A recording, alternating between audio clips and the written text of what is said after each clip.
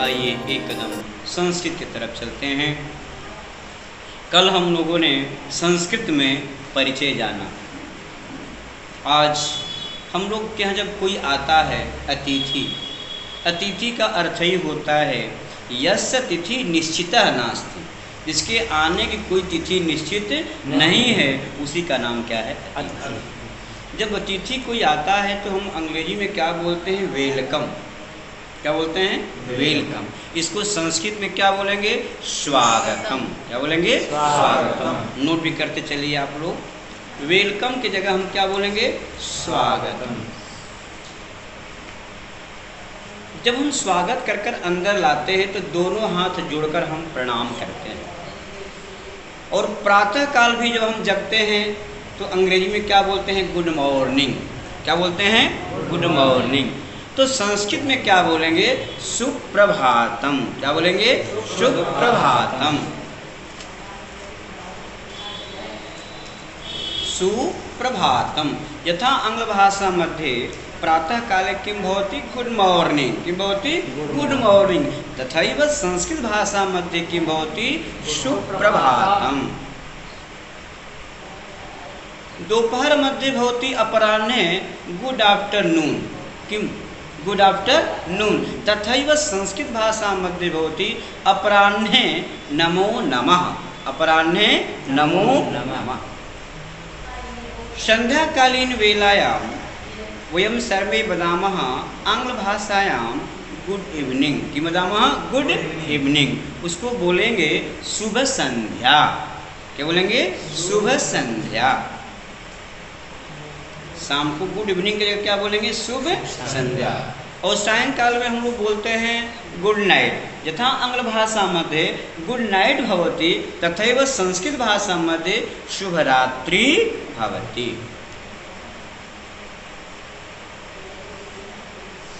तो हम लोग प्रवेश किए कि आते ही जो है अतिथि का स्वागत वेलकम से करते हैं, तो संस्कृत में हम कैसे करेंगे? सुस्वागतम। अच्छा, सुस्वागतम करने के बाद हम लोग की परंपरा है अभिवादन करना। जैसे कि व्याकरण में हमारे यहाँ सबसे पहले जो प्रणाम किया गया है लघु सिद्धांत कौमुदी में सरस्वती देवी को। क्यों? नत्वा सरस्वतीं देवीं शुद्धां पुण्यां करोम्यहं पाणिनीय प्रवेशाय लघु सिद्धांत कौमुदी। नत्वा मतलब क्या होता है? नमस्कार। और नमस्कार किसे कहते हैं? करः शिरः संयोगादि व्यापारेण स नमस्कार। नोट कीजिए, करः शिरः संयोगादि व्यापारेण स नमस्कार।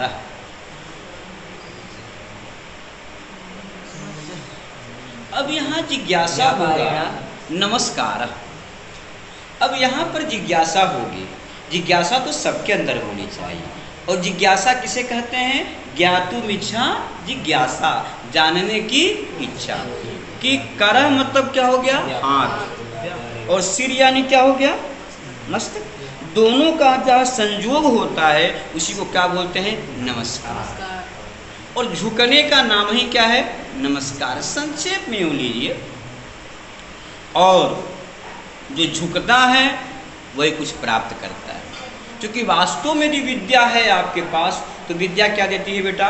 विद्या ददाति विनयं विनयाद्याति पात्रतां पात्रत्वात् धनमाप्नोति धनात् धर्मं ततः सुखम्।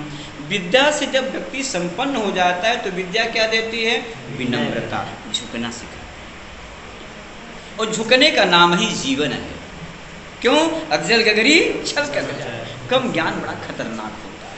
इसलिए सामुद्रिवगाम्भीर्यम, राम सब कुछ जानते थे पर राम गंभीर थे, मुस्कुराते थे। अतः हम क्या बोलेंगे जब कोई होगा तो? नमो नमः। नमस्कार अभिवादन में क्या बोलेंगे? नमो नमः। नोट कीजिए।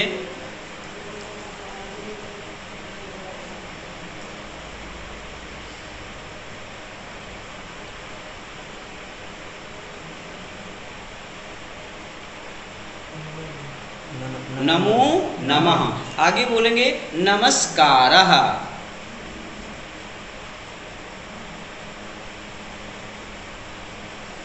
नमो नमः बोलेंगे या तो नमस्कार। संस्कृत में हम प्रयोग यही करेंगे। जब कोई आता है तो उसको हम लोग कहते हैं बैठने के लिए।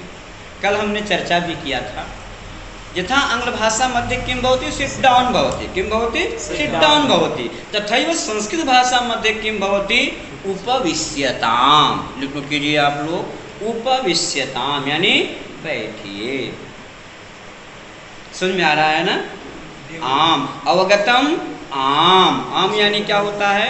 हाँ। आम शब्द से अर्थ दशहरियाम नास्ति, शीतियायाम नास्ति, चौसायाम नास्ति। आम शब्द से अर्थ किं भवति? हाँ। तो अवगतम यानी समझ में आया? समझ में आगच्छति? अवगतम आम। किं वदामः? आम। अग्रे जानीमः वयं सर्वे नमो नमः नमस्कारः। इसके बाद हम लोग क्या करते हैं? अतिथि को बैठाते हैं। तो बैठाने का संस्कृत क्या होगा? उपविश्यताम। क्या होगा? उपविश्यताम। उपविशतु का प्रयोग लोट लकार में होता है, लेकिन जो है सम्माननीय शब्द नहीं होता है। तो सम्माननीय शब्द जब हम प्रत्यय में जाते हैं उपविश्यताम, और सम्मान देना ही संस्कृत सिखाती है। दुलार, प्यार, एक साथ रहना, एक साथ बैठना, किसी को एक सूत्र में पिरोने का काम, प्रेम का काम देती है। तो कौन देती है? संस्कृत। क्योंकि संस्कृत जोड़ने का काम करती है, तोड़ने का काम नहीं करती। क्योंकि वेद की वह ऋचा पुकार पुकार कर कहती है, सर्वे भवन्तु सुखिनः, सर्वे सन्तु निरामया, सर्वे भद्राणि पश्यन्तु मा कश्चित् दुःखं भाग्। ये भारतीय संस्कृति है जो कहती है सुखे सुखित्वम, दुखे दुखित्वम। सुखी व्यक्ति में सुख की कामना कीजिए, दुखी होने पर दुखी नहीं। यह केवल संस्कृति है, तो भारतीय संस्कृति है। संस्कृत बताती है क्या? संगच्छध्वम संपदध्वम। हम साथ साथ चलें, और जहाँ साथ साथ हैं संघे शक्ति कलयुगो, वहीं एकता है, और जहाँ एकता है वहीं क्या है? शक्ति। ठीक है, समझ में आगच्छति? किं वदामः? आम। किं वदामः? आम। अब चलना हो तो क्या बोलेंगे? उत्तिष्ठ, उत्थीयताम। उठिए, नोट कीजिए, उत्थीयताम। उत्थीयता माने उठिए। अब वहां से ले जाकर हमको साधारण रूम में, अतिथि रूम में ले जाना है, चाय पिलाना है। तो चाय को हम संस्कृत में क्या बोलते हैं? उष्ण पेयः। नोट कीजिए, उष्ण पेयः।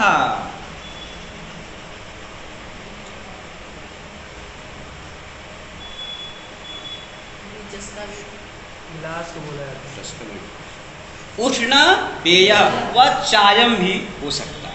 ठीक। अब चाय सबसे पहले आ गई गिलास में। गिलास को संस्कृत में क्या बोलेंगे? चषकः। नोट कीजिए, चषकः। चषक यानी गिलास। और साथ में चाय आया हो और नमकीन न हो तो कैसे पूरा हो? है कि नहीं? और नमकीन भी हो तो नमकीन हाथ से कैसे लें? चम्मच से लेंगे। तो चम्मच को संस्कृत में क्या बोलेंगे? चमसः। क्या बोलेंगे? चमसः। चमसः।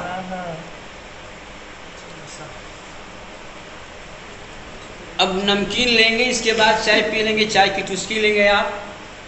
तो जब चाय ग्रहण करेंगे तो आप पूछ सकते हैं चायम कथम अस्ति। नोट कीजिए, चायम कथम अस्ति। चाय कैसा है?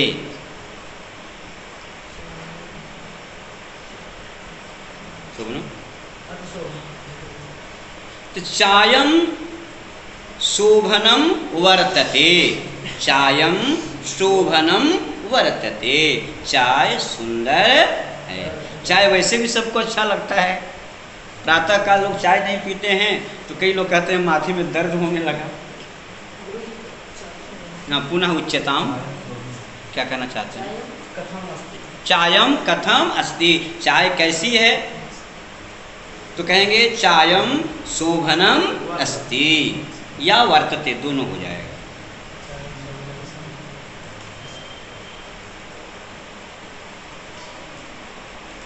अब चाय जो है पी लिए, इसके बाद चलने की तैयारी हुई, तभी रसपुंज से कोई रसगुल्ला भोग लगाने के लिए आया। तो अब क्या करें, क्योंकि चाय तो पी ली, अब नहीं ले, कहीं एक रसगुल्ला लेना पड़ेगा। तो रसगुल्ले को संस्कृत में क्या बोलते हैं? रसगोलकम। देखिए सबके मुंह में जो है पानी आ गया होगा, लग रहा है। रसगोलकम यानी रसगुल्ला।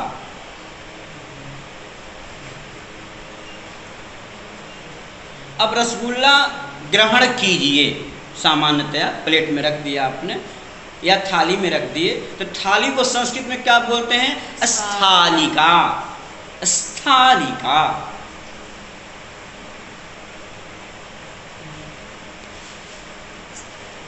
स्थालिका यानी थाली में आ गया रसगुल्ला, रसपुंज से जो है जाके। और अब रसगुल्ला देना हो तो हम संस्कृत में क्या बोलेंगे? रसगोलकम गृह्यताम। रसगोलकम गृह्यताम।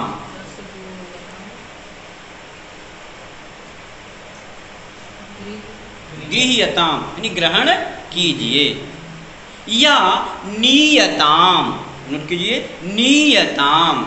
नियतम की नीय नीय लीय नहीं, नी ना ना, नीयताम लीजिए। नीयताम ने लीजिए। और रसगुल्ला भी खा लिए, बीच में जो है कोई अमरूद लेता आया, महाराज जब एक तो कम से कम लेना ही पड़ेगा, कहे बहुत। तो यदि अब ज़्यादा हो गया, उसको संस्कृत में क्या बोलते हैं? पर्याप्तम। बस पर्याप्तम। पर्याप्तम यानी बस। उसको हमारे यहाँ अयोध्या की भाषा में क्या बोलते हैं? महापूरण। क्या बोलते हैं? महापूरण। और संस्कृत में बोलते हैं परिपूर्णम।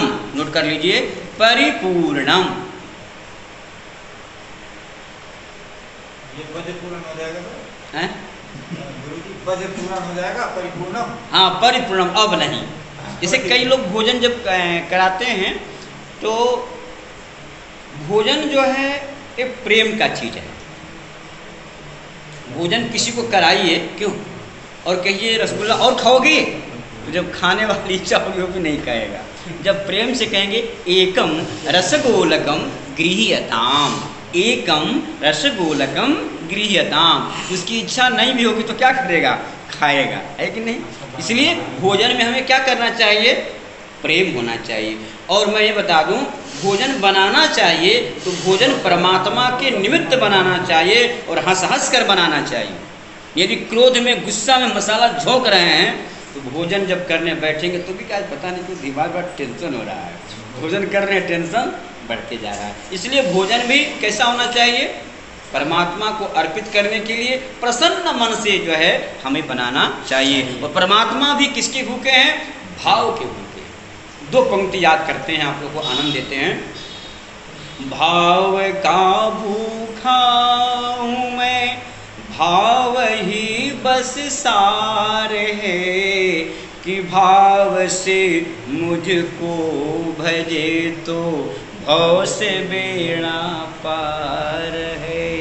अन्न धन और वस्त्र भूषण कुछ न मुझको चाहिए, कि भाव से एक फूल भी दे तो मुझे स्वीकार है।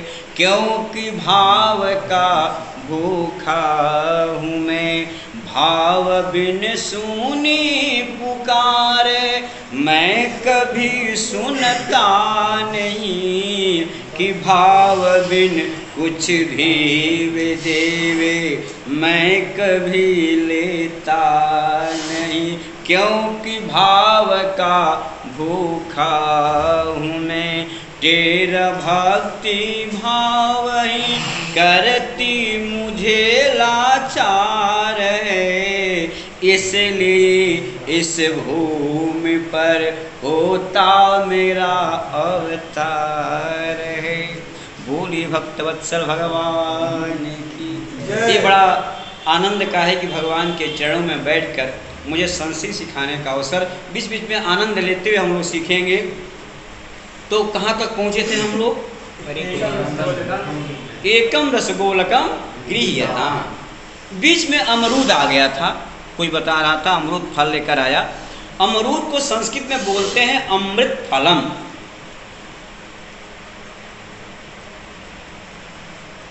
अमृत फलम या दृढ़ बीजम।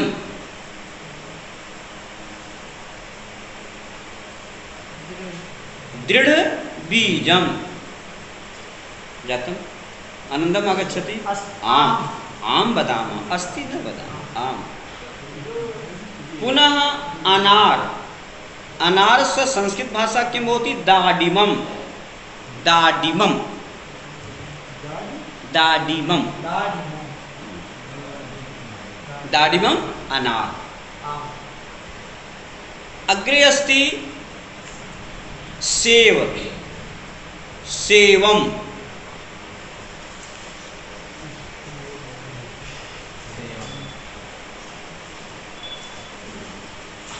तो अतिथि तो मस्त हो गए हम इतना खाकर, क्यों? अरे चाय भी पी लिए, नमकीन भी ले लिए, रसगुल्ला भी आ गया हैं, और फल भी आ गया, इतना पर्याप्त है। और आगे जो फल की चर्चा करेंगे, कल आम उम काटा जाएगा तो फिर आम की चर्चा कराएंगे, आम्रम इत्यादि। तो जब आए अतिथि तो हम लोग क्या बोलेंगे? नमो नमः। नमो नमः या नमस्कारः। जब वो जाने लगेंगे तो हम लोग क्या बोलते हैं? पुनः पुनर्मिलामः। नोट कीजिए, पुनर्मिलामः, फिर मिलेंगे। पुनर्मिलामः, फिर मिलेंगे।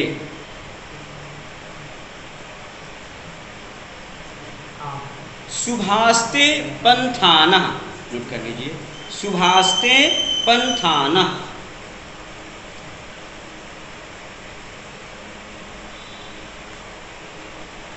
शुभास्ते पंथान। आपका मार्ग क्या हो? सुलभ हो, सुंदर हो। फिर आप अपने घर में लौट आएंगे, उनको विदा कर देंगे। क्यों? जब कुछ उनके शब्द अच्छे लगे हैं, क्योंकि अयोध्या संतों की नगरी है और ये सबके अंदर गुण होना चाहिए। संत हंस गुण गाहि पै परिहरि बारी विकार। व्यक्ति को गुणग्राही होना चाहिए, अवगुणग्राही नहीं, गुणग्राही होना चाहिए। और संत जो केवल धोती कुर्ता से ही नहीं होते हैं, संत एक पैंट शर्ट वाला भी हो सकता है। क्यों? और संत कहाँ से हो जाता है? हृदय से हुआ जाता है।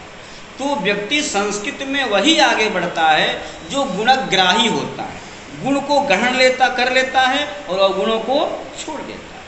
और गुण की ही पूजा होती है, राम के रूप की पूजा नहीं होती है, राम के स्वरूप की पूजा नहीं होती है, बल्कि राम के स्वभाव की पूजा होती है। राम जब तक अयोध्या में रहे राम कहलाए, लेकिन जब राम अयोध्या से चले और वनवास से लौट कर आए तो मर्यादा पुरुषोत्तम श्री राम कहलाए। यह भूमि त्याग की पूजा करती है, यह भूमि भोग की पूजा नहीं करती है। और त्यागात् शांति अनंतरम, त्याग के बाद ही जीवन में शांति।